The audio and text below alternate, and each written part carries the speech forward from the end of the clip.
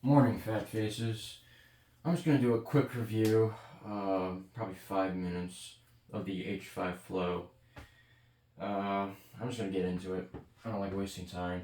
Um, this PC case can be had for $79.99. I'm just gonna tell you, not worth it at that price. It's currently Black Friday when I'm filming this video. You can have this case for $59.99 on some select sites. At that price, it is worth it. I'll get into why. Starting with the front, the tempered glass, pretty normal, even budget cases has this.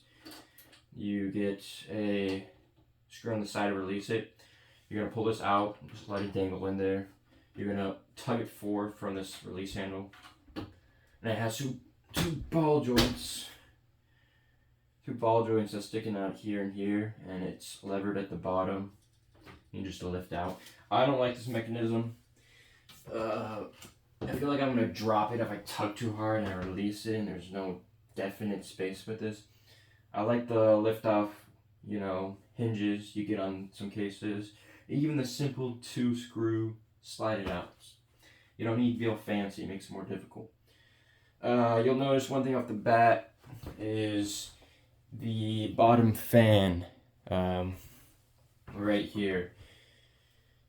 People call it the toilet fan. I agree. It does improve temps, supposedly. I haven't tested. There's little drawbacks. If you have a long card and you want a traditional GPU support bracket where it comes from the bottom, you can't really do that. You're gonna need a GPU support bracket that connects to your PCIe slots, and there's no support here that is already connected to the case. There's your drawback. About the design of this thing, it's very smooth. It does look like a toilet. If I wanted to take a crap in a toilet and have a fan blade, cut it up, I could just do that in the sink and then have the food disposal do that. I don't need it on my PC case. So that's the front. It's the typical nzxt build. You have your hide your cables right here. It's pretty clean. I'll just talk about the build quality of this case. The build quality is good. It's very good quality metal, just thick probably. The paint's fine. It's going to be better quality than any of your $50 cases from like Montech or what's the other one, Antec, or any weird Amazon off-brand. It just uses thicker metal. You can feel it in the weight, and like you can just tap it and feel it's harder. We'll talk about the I/O next. I don't like this either.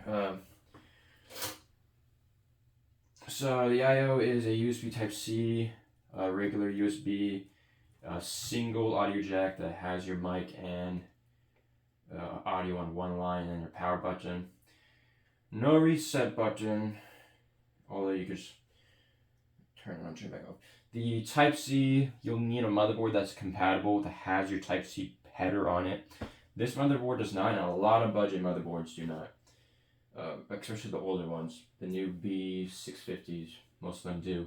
Only has one USB Type A, I guess. That's give me two. If you're gonna make me connect to my header, you might as well give me 2 ports. Kind of a rip-off. I think they just want to make it look more clean, especially with the 1 port. The 1 port's actually fine. Most headphones nowadays, you're gonna have to use a splitter either way, so this is fine. I connect to the back of the motherboard either way. But that goes on the front. I'll talk about the front 2 fans now. The front of this case has a nice porosity to it. It's pretty clean. Kind of gives you that, cheese grater vibe with the bigger holes in your normal fines. You can be easily disconnected in the same ball joint method. There's no mesh. There is a slight mesh. I'm staying corrected on here. Pretty good. Airflow's fine. Everyone's going to say it. Airflow's fine. A lot of empty space here. Just a lot of space. Allows your fans to be easily breathable. The amount of space between them and the front mesh. I'm struggling to put this back on right now. There we go. The way you put your 2 front fans in is also cool. I don't know if I can demonstrate it, but you take these 2 screws off here, and this whole bracket thing comes out and you just plop your two fans on, you stick it back in. It's kind of cool. It's a normal nzxt thing. That's it. You'll hear some rattling. This case does have rattling. There's some parts in the, back of the case for your cable management that do rattle.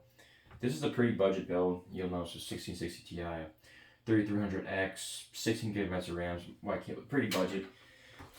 Worth no more than like 600 new.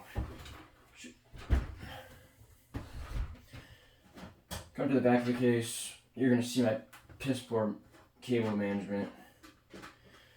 No handle to slide this off. So another thing, if you're gonna add these big ball joints here, you might as well just have a handle. It's not gonna make it look any less clean. You just gotta slide it with your hands. A lot of cable management space back here, I will say. Nice depth to your regulars. A lot of cases don't have this good depth to it. You can just stick your fat cables. Not the worst cable management for me. It took me a while. I could do it better. I just stuffed all in the bottom because I don't have a hard drive. Pretty normal stuff. There's, you would normally route your 24 pin through here and then your ARGB, but I did it a different way. Because my extension, it didn't really fit. You have your, I think this is my extra GPU cable I just stuck up here in case I need more 8 pins for the front. Yeah, it's fine. There's some rattling, like I said, some loose stuff back here, but yeah, overall, it's nzxt's normal layout. If you had their cases before, you're gonna get good cable management. If you haven't, it's good. It's fine. It works. It's not gonna make the build experience like a billion times better, or I wouldn't say $20 more better if you're on a budget. Alright, that's it. The rating of the case, I give it 6 out of 10. So it's more than $150. Yeah, that's it. Alright, peace out.